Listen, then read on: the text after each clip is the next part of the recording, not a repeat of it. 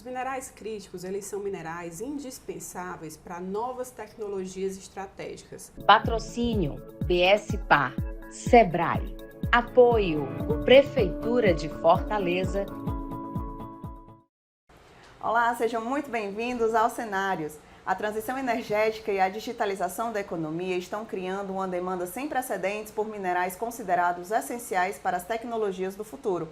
O tema já mobiliza governos, investidores e empresas em todo o mundo e vem ganhando importância crescente nas discussões sobre competitividade, segurança econômica e desenvolvimento industrial. E para discutir esse cenário e analisar os caminhos que podem posicionar o Brasil como protagonista da nova economia mineral, recebemos hoje Leane Holanda, advogada especializada em direito minerário. Tudo bom, Leane? Seja bem-vinda aos Cenários. Olá, Kérlia, muito obrigada. Quero agradecer primeiramente o convite do TrendCE e a oportunidade de poder falar sobre os minerais críticos e a política minerária, um assunto que está tão em alta na geopolítica, né, e nos assuntos do nosso país. Agradeço imensamente a oportunidade.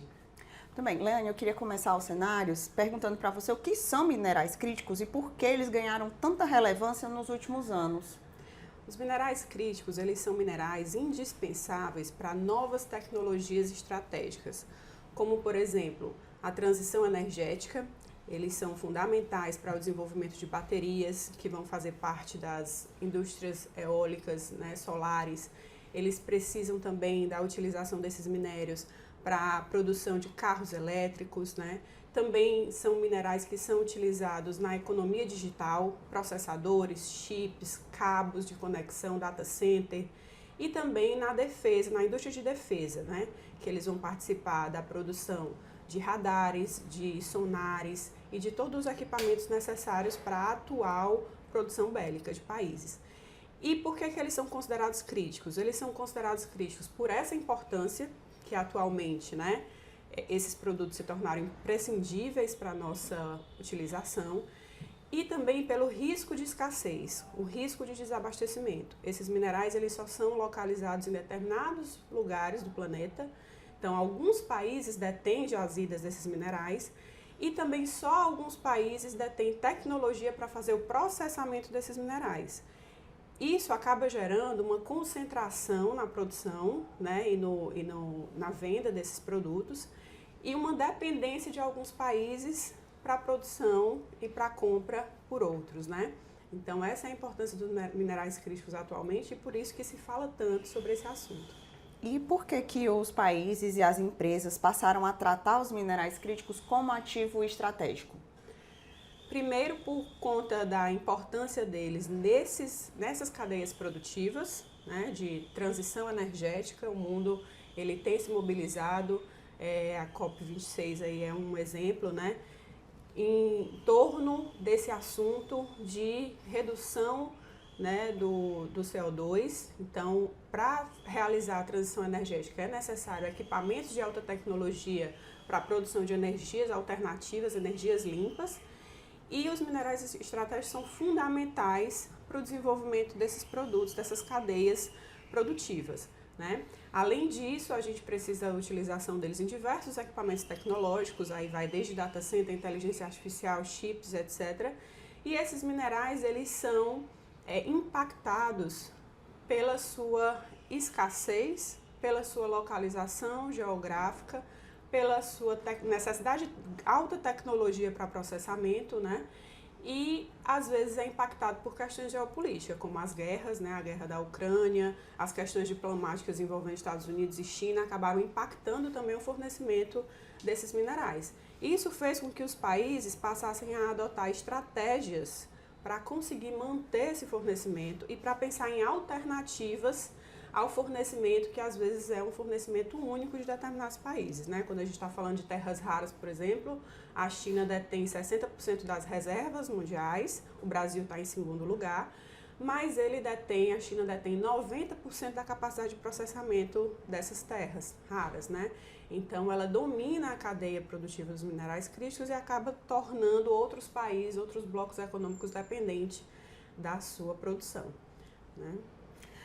E como a senhora falou, o Brasil é o segundo colocado, né? Tem uma das maiores reservas de minerais críticos do mundo.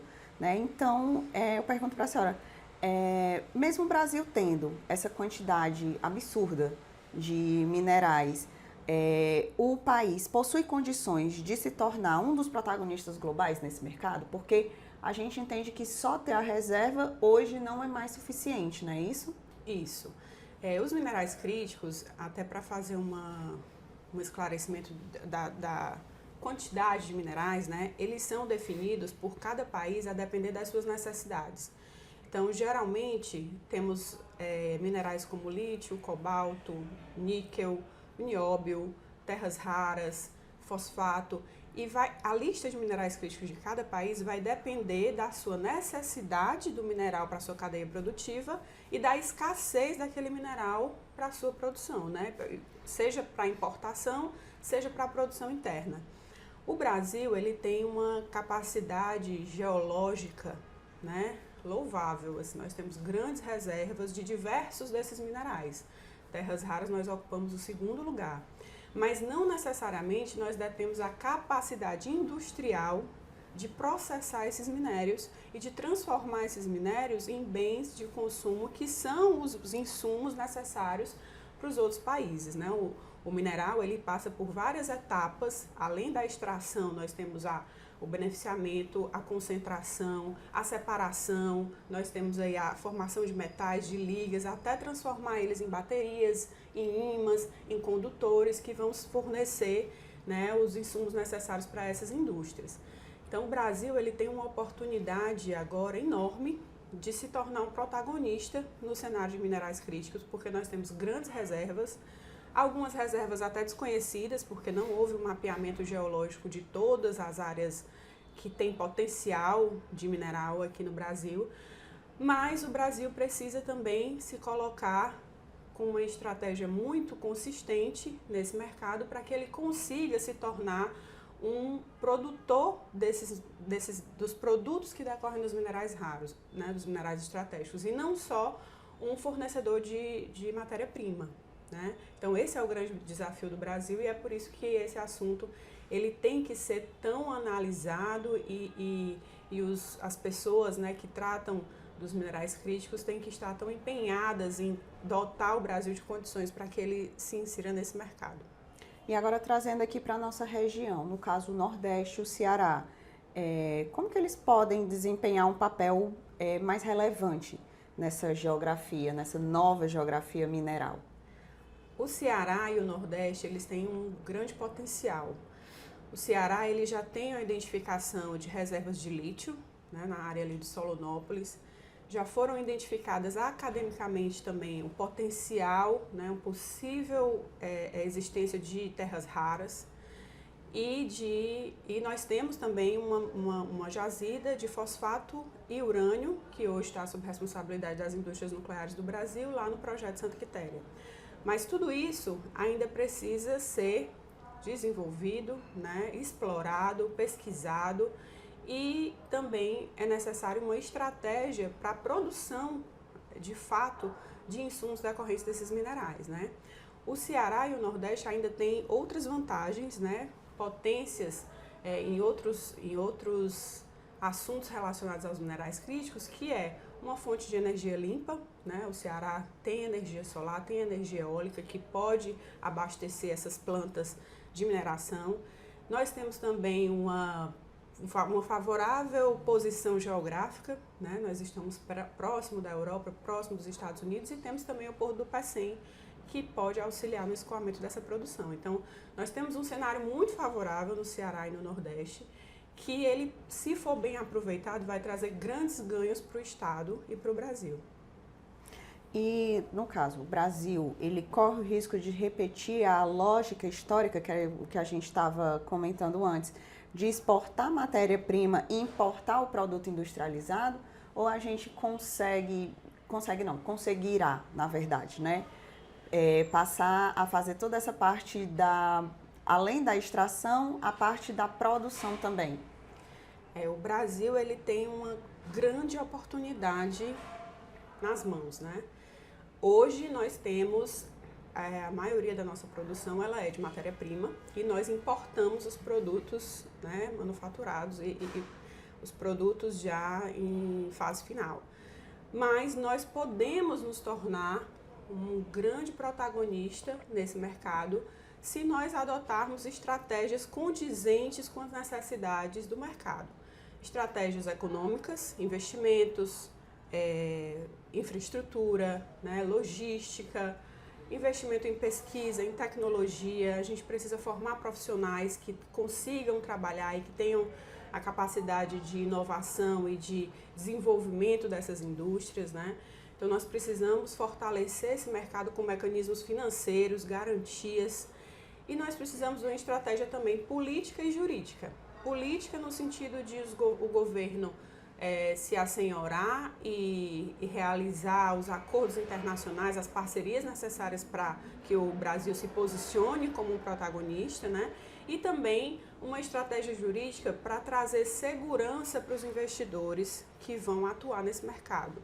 Hoje nós temos em discussão na Câmara dos Deputados e no Senado 2 projetos de lei que vão tratar da Política Nacional de Minerais Críticos, né? O projeto 2.780 na Câmara, de origem da Câmara, e o 4.443 que tramita no Senado.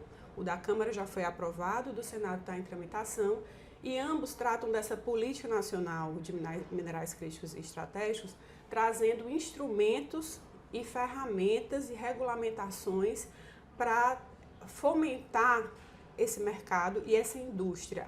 O intuito desses projetos é fazer com que o Brasil não seja só fornecedor de matéria-prima, mas sim que ele consiga trazer um valor agregado e que ele consiga ter uma indústria competitiva nesse mercado de minerais críticos, né?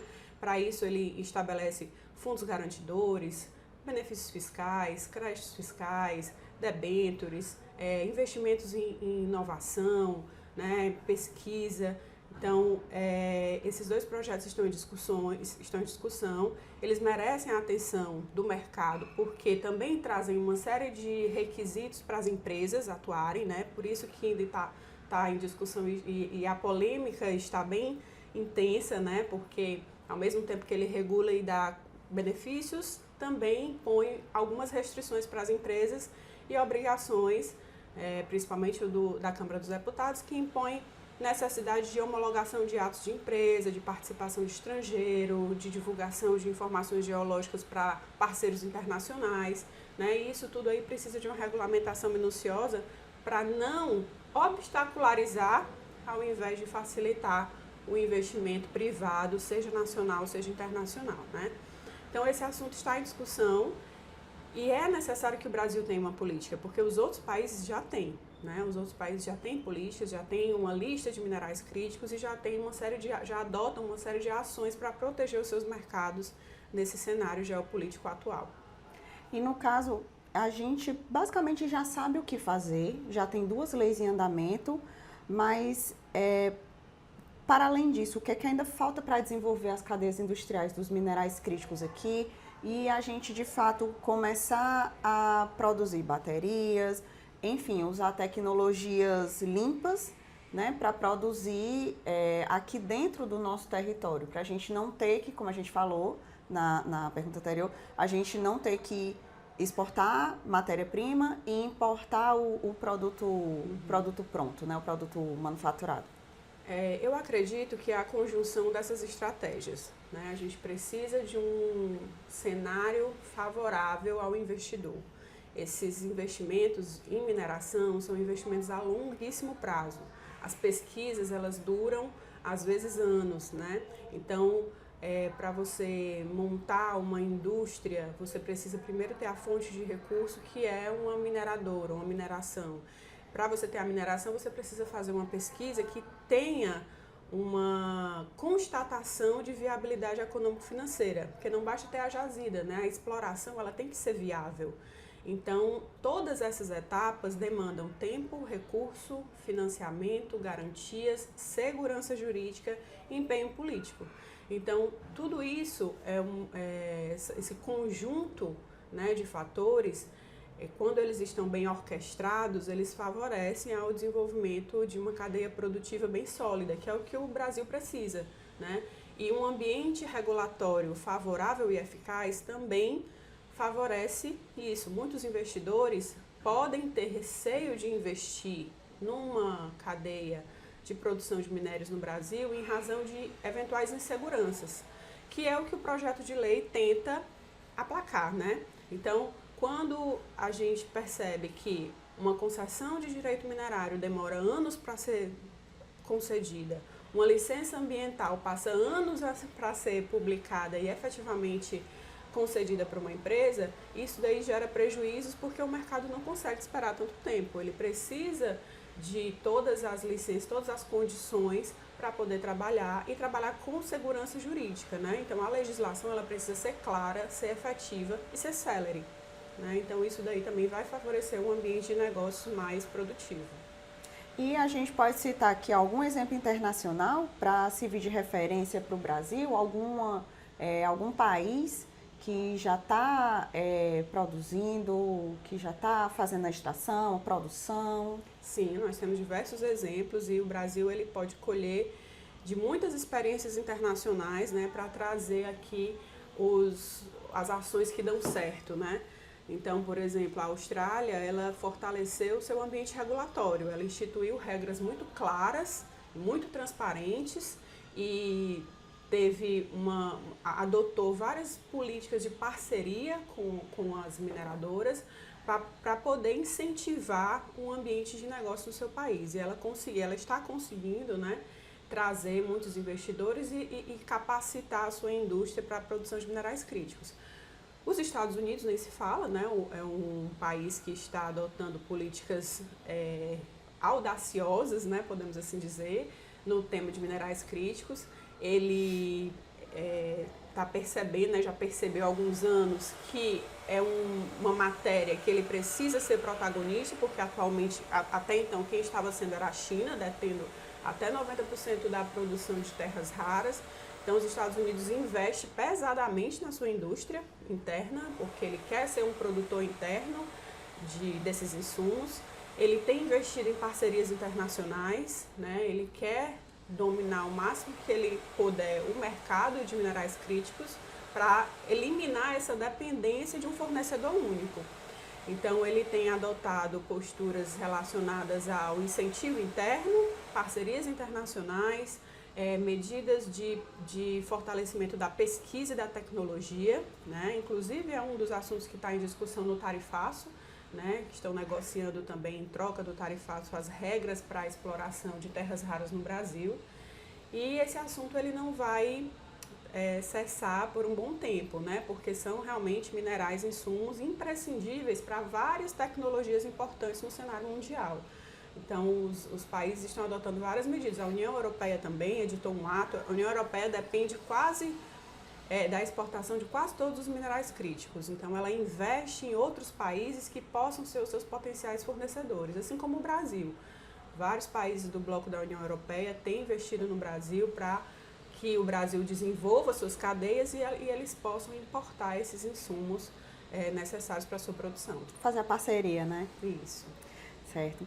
E, Leane, falando agora para a questão ambiental, né? Como que a gente vai conseguir conciliar a expansão mineral, sustentabilidade e a responsabilidade socioambiental? Como é que a gente vai colocar vamos dizer assim, o ESG dentro da cadeia mineral brasileira? Esse assunto é super importante de ser discutido e se insere também na questão regulatória que eu mencionei, né? A mineração, assim como as outras atividades econômicas, ela não é incompatível com a proteção do meio ambiente. Muito pelo contrário, nós podemos sim associar uma mineração com a sustentabilidade a partir de regras claras, bem estabelecidas e de uma fiscalização efetiva do Estado de que tudo está sendo cumprido, né? Então, a mineração ela passa por várias etapas para o processo de licenciamento ambiental.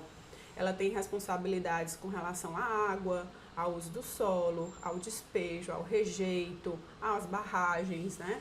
E muitas vezes a falta de regulamentação é que torna insuficiente aquela proteção ambiental naquele determinado empreendimento, né? Então a gente precisa ter segurança de que o minerador está fazendo está dentro do que está estabelecido na licença ambiental. A licença ambiental ela tem que ser eficaz de permitir o empreendedor para explorar, mas também condicionar aquela exploração a uma proteção efetiva do meio ambiente, né? Então, pior é a exploração minerária que acontece sem licença ambiental, sem observância das regras e que causa prejuízo ao meio ambiente, né? Então, é muito possível associar os dois cenários, mas precisa de uma conjugação de esforços, né? Das empresas, do governo, dos órgãos responsáveis pelas fiscalizações, né? E de uma conscientização de que, assim como outras indústrias são essenciais para a nossa economia, a indústria da mineração também é essencial para a nossa economia. E agora eu gostaria de ouvir a sua opinião. Você acha que a gente está construindo uma estratégia nacional capaz de posicionar o Brasil na nova economia de minerais críticos, com as leis que estão sendo debatidas, com os investimentos que estão sendo feitos, com a questão da segurança jurídica? Você acha que tudo isso está contribuindo para uma estratégia nacional para desenvolver essa cadeia aqui no Brasil? Eu acredito que sim, eu acredito que o intuito é justamente esse. O que a gente precisa ficar atento é que, muitas vezes, esses projetos de lei, eles são debatidos e acabam se transformando ao longo, né, das discussões, até a sua publicação final, e deixando de fora alguns assuntos essenciais e que colocam para ser discutidos depois. E que muitas vezes isso faz atrasar o desenvolvimento do nosso mercado, né? Então, apesar de termos hoje 2 projetos de lei tramitando, muitos pontos ainda estão em aberto. O projeto de lei da Câmara, por exemplo, não elenca quais são os minerais críticos. Determina que uma comissão que vai ser criada por ministérios, participação política, entes federados, é que vai estabelecer o rol dos minerais críticos. Então, ele atribui a essa comissão diversas responsabilidades e não diz como essas responsabilidades vão ser executadas. Isso acaba postergando a elaboração de regras efetivas para o mercado. Então, talvez o Brasil precise ser mais célere, ser mais rápido, né? Eu acho que o tempo é agora, a porta está aberta, essas discussões estão sendo debatidas intensamente pelos países. O Brasil tem a oportunidade de se tornar um protagonista nesse cenário, mas ele precisa trazer essa segurança jurídica para o investidor agora, né? Então, não adianta o projeto de lei remeter vários assuntos a regulamentos, a momentos posteriores e a indústria começar a trabalhar sem saber o que realmente pode e o que realmente não pode, né? Uhum. No caso, agora para a gente encerrar os cenários, né? Chegamos à nossa última pergunta. E, Leane, daqui a 20 anos, mais ou menos, quando olharmos para a transição energética e para a corrida pelos minerais críticos, o Brasil, você acha que ele vai ser lembrado como um protagonista dessa transformação? Aquele que chegou, que fez tudo o que tinha que ser feito, tudo bonitinho? Ou como um país que perdeu mais uma grande oportunidade de desenvolvimento e acabou ficando para trás, outros países que não tinham nem tanta relevância como o Brasil tem na questão dos minerais críticos, acabou passando na frente dele? Você acha que a gente vai estar lá na frente ou a gente vai ficar para trás? Levando em consideração tudo que está sendo feito agora. Eu espero que nós estejamos lá na frente. Eu realmente vejo que o potencial do Brasil é enorme, todos nós sabemos, nós temos reservas significativas de vários minerais críticos, nós temos potencial tecnológico para desenvolver isso, nós temos mão de obra, nós temos energia, nós temos potencial de logística, mas nós precisamos aproveitar o momento, nós precisamos aproveitar o time, né? Então, se o Brasil não oferecer condições seguras para que esses investimentos e que essa indústria cresça no Brasil, nós vamos perder a oportunidade para outros países, né? Como outros países, inclusive da América do Sul, da América Latina, da América do Sul, da África. Então, nós precisamos atuar realmente com foco, com integração, com parcerias internacionais, parcerias privadas, Estado, todos unidos, entes federados, porque também às vezes existe uma dificuldade de coordenar União, Estado, município, cada um tem competências diversas, né, nesse mercado. Então, tudo isso precisa ser planejado, coordenado, integrado para que o Brasil se torne, sim, daqui a 20 anos, um protagonista, né, no mercado de minerais críticos. Perfeito. E com isso a gente chega ao final de mais um Cenários. Gostaria de agradecer aqui a presença da Leane, nossa convidada. Muito obrigada, Leane. Adorei conhecer você e conversar contigo, saber um pouco mais sobre os minerais críticos. E também gostaria de agradecer a sua audiência. A gente fica por aqui. Próxima quinta tem mais. Até lá!